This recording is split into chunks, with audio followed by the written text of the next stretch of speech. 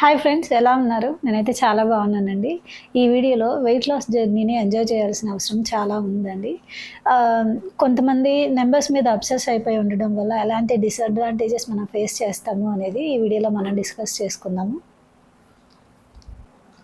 Numbers మీద obsess అయిపోయి ఉండటం అంటే ఏంటంటే, మనం ఒక ఐడియల్ వెయిట్ వచ్చేసి మన హైట్‌కి తగ్గ వెయిట్ ఒక 50 కేజెస్, 55 కేజెస్ అన్నట్లయితే కొంతమంది ఇర్రెస్పెక్టివ్ ఆఫ్ బాడీ కాంపోజిషన్ నేను ఆ వెయిట్ లాస్‌కి వెళ్ళాలి అని తక్కువ తక్కువ తినడము, క్రాష్ డైట్స్ చేయడం ఇలాంటివి ప్రిఫర్ చేస్తుంటారు. ఆహ్, మనం ఐడియల్ వెయిట్‌లో ఉన్నంత మాత్రాన మనం హెల్తీగా ఉన్నట్టు కాదు. అండ్ కొంచెం ఐడియల్ వెయిట్ కంటే ఎక్కువ వెయిట్ ఉన్నా, తక్కువ వెయిట్ ఉన్నా మన అన్‌హెల్తీగా ఉన్నట్లు గూడా కాదు. మన బాడీ కంపోజిషన్‌ని బట్టి ఆధారపడి ఉంటుందండి మనం ఎంత హెల్తీగా ఉన్నాయనేది. నేనేమంటానంటే నంబర్స్ మీద ఎక్కువ అబ్సెస్ అయ్యే కంటే గూడా మనం ఎంత హెల్తీగా ఉన్నాము, మన బాడీ ఎనర్జీ లెవెల్స్ ఎలా ఉన్నాయి, మన మొబిలిటీ ఎలా ఉంది, మన స్ట్రెంగ్త్ ఎలా ఉంది అనే దాన్ని చూస్ చేసుకోవడం బెటర్ అంటాను.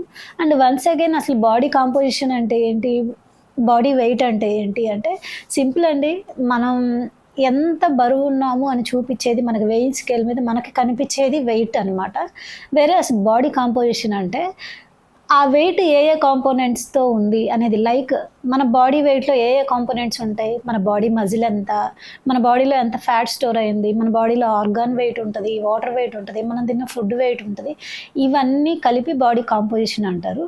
So unhealthy body, healthy body అనేది ఏ బేసిస్ మీద కంపారిజన్ చేస్తారు అనంటే, మన బాడీలో మన బాడీ వెయిట్‌లో ఫ్యాట్ ఎక్కువ ఉందా? లేదా మజిల్ ఎక్కువ స్టోర్ అయ్యి ఉందా?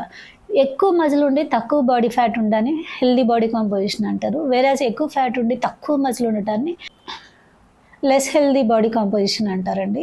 సో, మనం ఎప్పుడైనా మజిల్‌ని బిల్డ్ చేసుకుంటూ, మనం ఎనర్జీ లెవెల్స్‌ని ఇంప్రూవ్ చేసుకుంటూ, ఒక హెల్తీ వెయిట్‌ని మెయింటైన్ చేయటం అనేది హెల్తీ వెయిట్ లాస్ ప్రోగ్రెస్ అనమాట.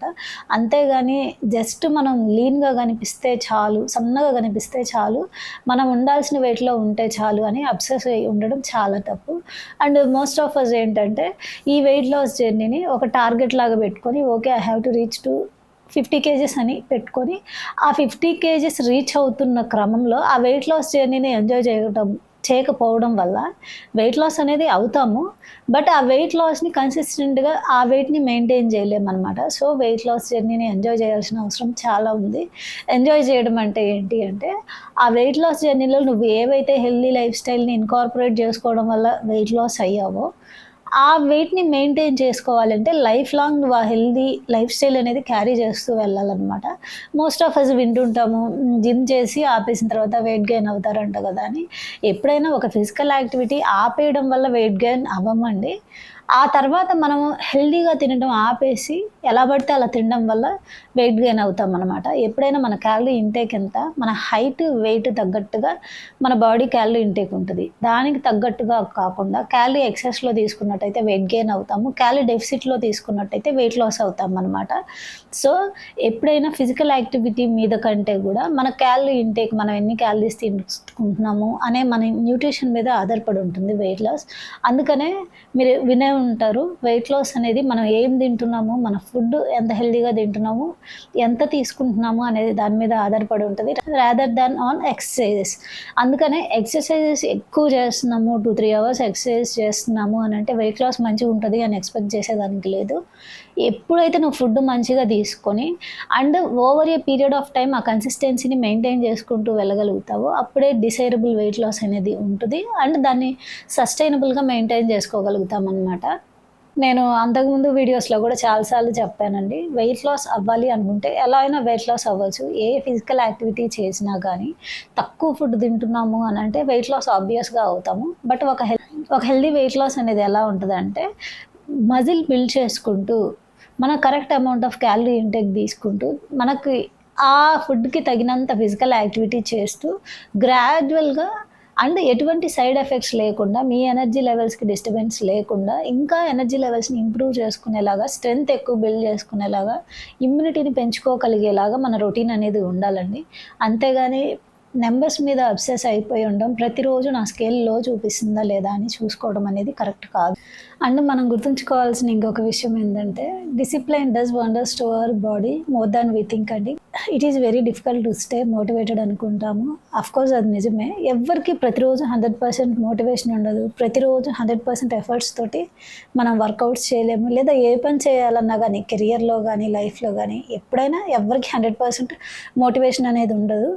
బట్ మనకి చేతనైనంత అంతో ఇంతో పుష్ చేసుకొని మనకి చేసుకున్న ప్రామిసెస్ని మన వంతు ఎఫర్ట్స్ ప్రతిరోజు ఎంతో ఇంతో ట్రై చేయటాన్ని డిసిప్లిన్ అంటారండి. మోర్ ఓవర్ మోటివేషన్ కంటే కూడా డిసిప్లైన్తో మనం ఏదైనా ఫాలో అయినప్పుడు వండర్స్ అనేవి ఓవర్ ఏ పీరియడ్ ఆఫ్ టైంలో చూస్తామన్నమాట. ఒక 1 వీక్ నేను అన్నీ కరెక్ట్గా చేశాను అని చెప్పేసి వండర్స్ చూడాలి అనుకుంటే అవ్వదు. Consistency matters over a period of time. ఒక పీరియడ్ ఆఫ్ టైం తర్వాత ఆ రిజల్ట్స్ అనేది నీకు షో అప్ అవుతాయి అన్నమాట. వన్స్ ఆ రిజల్ట్స్కి ఆ డిసిప్లైన్కి మనం అబ్సెస్ అయ్యాము, అడిక్ట్ అయిపోయాము అని అంటే there is no going back. అది మనం చూడాలి అని అంటే ఎంతవరకు కన్సిస్టెంట్గా మనం ఉండగలం అనేది మనం చూసుకోవాలి. ఫస్ట్ డిసిప్లైన్తో ఉండడం అంటే ఏంటి అని అంటే ఇట్స్ నాట్ లైక్ ఒక టైం పెట్టుకొని ప్రతిరోజు ఆ టైంకి నేను వర్కౌట్ చేస్తున్నాను అదొక్కటే కాదు. జంక్ తినాలనిపించిన ప్రతిసారి, నీకు ఒక అన్హెల్దీ ఫుడ్ చాయిస్ తినాల్సిన అవకాశం వచ్చిన ప్రతిసారి నువ్వు అది కాదు అనుకని ఒక హెల్దీ చాయిస్ని చూస్ చేసుకోవడాన్ని డిసిప్లైన్ అంటారు. And discipline is not about ప్రతిరోజు 1 అవర్ కంపల్సరీ వర్కౌట్ చేయాలా, ఎనర్జీ లెవెల్స్ అన్ని రోజులు ఒకటేలాగా ఉండవు. ఉమెన్స్కి చాలా హార్మోనల్ చేంజెస్ ఉంటాయి, ఎనర్జీ లెవెల్స్లో కూడా చాలా చేంజెస్ ఉంటాయి. బట్ ఖాళీగా కూర్చొని ఫోన్ స్క్రోల్ చేసుకుంటూ కూర్చునే బదులు అట్లీస్ట్ ఒక 1/2 అవర్ వాక్ చేద్దామా, ఓకే అట్లీస్ట్ స్ట్రెంత్ వర్క్ అయినా చేద్దామా, కార్డియోలో లో ఇంటెన్సిటీ అయినా చేద్దామా అని మనల్ని మనం ఒక డిసిప్లైన్డ్ వేలో వెళ్ళడం వల్ల మనకి రిజల్ట్స్ అనేవి వస్తాయి అన్నమాట. సో నేను ఇందాక చెప్పినట్లుగా నెంబర్స్ మీద అబ్సెస్ అయ్యి ఉండకండి. ఒక హెల్తీ లైఫ్ స్టైల్లో ఎంతవరకు మిమ్మల్ని మీరు మోటివేటెడ్గా ఉండగలుగుతున్నారు అండ్ ఆ పాత్ని చూస్ చేసుకున్న దాంట్లో కూడా ఎంజాయ్ చేస్తూ ఉండాలన్నమాట. ఇట్స్ నాట్ లైక్ అందరికీ కార్డియో చేయడం ఇంట్రెస్ట్ ఉండకపోవచ్చు. You can go for dance లేదా జుంబా క్లాస్ లేదా రన్నింగ్కి వెళ్ళొచ్చు లేదా వాక్ చేయొచ్చు. రన్నింగ్ చేయలేకపోతే ఒక 10K స్టెప్స్ రీచ్ అవ్వచ్చు. బట్ ఏదో ఒక రొటీన్ అనేది ఉండాలన్నమాట. If not this then what? నువ్వు ఇది చేయలేను అని అంటే ఇంకేం చేయగలుగుతావు, నీకు ఏది సెట్ అవుతుందని అనిపిస్తుంది అనేది చూస్ చేసుకోవాలి. అంతేగాని లైక్ అదొక స్ట్రెస్ఫుల్ థింగ్ లాగా పెట్టుకొని నేను ఎలాగైనా వెయిట్ లాస్ అవ్వాలి, నేను ఎలాగైనా ఈ పర్టికులర్ నెంబర్కి వెళ్ళాలి అని మాత్రం ట్రై చేయకండి. అలా ట్రై చేయడం వల్ల పాజిటివ్ బెనిఫిట్స్ కంటే కూడా నెగిటివ్గా జరిగే ఛాన్సెస్ ఎక్కువ ఉంటాయి అన్నమాట. అందుకనే నేనైతే ఎక్కువ నెంబర్స్ మీద అబ్సెస్ అయి ఉండొద్దు, బాడీ కాంపోజిషన్ కూడా చూసుకోవాలి అనే చెప్తానండి.